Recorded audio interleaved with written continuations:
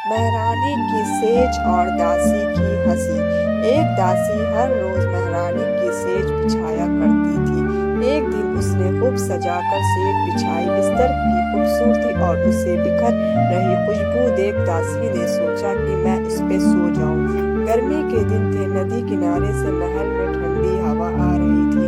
थकी हुई दासी जैसे रही रानी के सेज पर लेटी तो तुरंत उस बेचारी को नींद आ गई। कुछ देर में महारानी आई। उसने आते ही जो दासी को अपना सेज पर सोए देखा तो क्रोध से आग बबूला हो गई। उसने दासी को जगाया।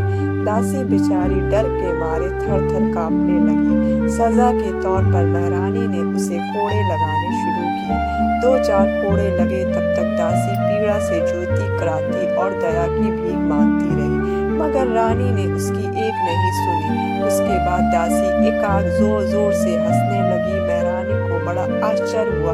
उसने दासी से हंसने का कारण पूछा तो दासी ने कहा, महारानी जी, गलती माफ हो, पर मुझे इस बात पर हंसी आ गई कि मैं थोड़ी सी देर के लिए इस पलंग पर सो गई, जिसके लिए मुझ पर इतने बेवर पड़ रहे।